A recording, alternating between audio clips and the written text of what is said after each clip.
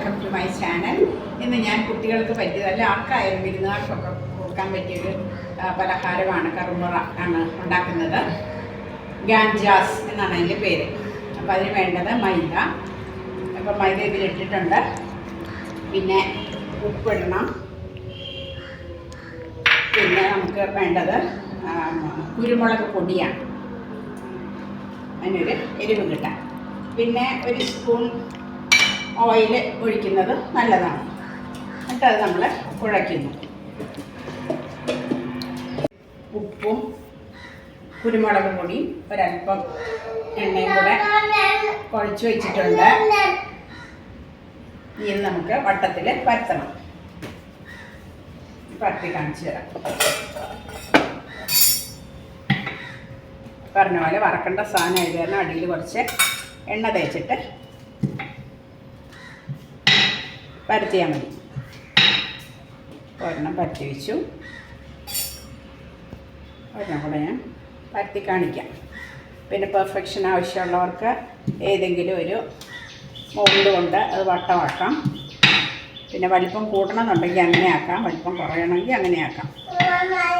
ഇതിനെ നമ്മൾ നടുക്കിങ്ങനെ വരഞ്ഞു കൊടുക്കുകയാണ് ചെയ്യണത്.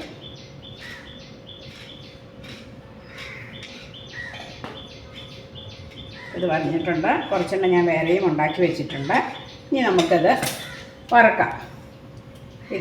ഇതിങ്ങനെ സൈഡ് എടുത്തിട്ട് ഈ അറ്റം രണ്ടും നമ്മൾ കൂട്ടി യോജിപ്പിക്കുന്നു.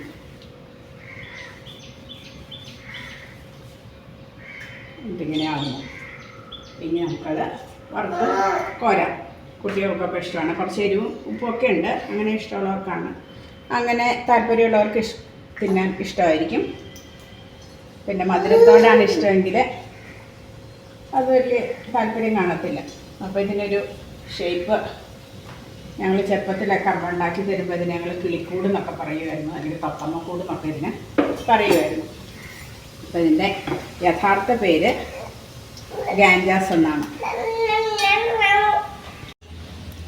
നമ്മൾ ഇത് രണ്ടാമത്തെ ഓടാണ് ഇട്ടിരിക്കുന്നത്. ഏകദേശം കോരാറായിട്ടുണ്ട്.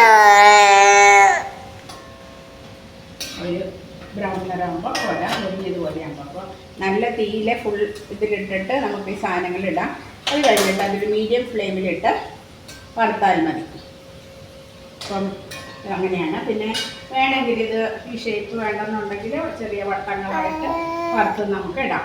അപ്പോൾ ഒരു ശ്രീകൃഷ്ണ സ്വീറ്റ്സിൽ ചെന്നപ്പോൾ അവർ ഇത് നെയ്യിലുണ്ടാക്കിയിരിക്കുന്നത് കഴിക്കാനായിട്ട് ഇടയായിട്ടുണ്ട്. അവർ വെറുതെ ഇങ്ങനെ വട്ടമാണ് ചെയ്തിരിക്കുന്നത്. അതായാലും കുഴപ്പമൊന്നുമില്ല. അപ്പോൾ ഉപ്പ് ഇഷ്ടമുള്ളവർക്കൊക്കെ ഇങ്ങനെ കഴിക്കാം. കുട്ടികൾക്കാണെങ്കിലും ഇഷ്ടപ്പെടും. അപ്പോൾ അതാണ് ഗാൻജാസ്. ഒരു 4 എണ്ണം ഞാൻ വെറുതെ വട്ടം പരത്തിയിട്ടും വറുത്ത് വയ്ക്കാമെന്ന് വിചാരിച്ചു. അപ്പോൾ താങ്ക് യു ഫോർ വാച്ചിങ്.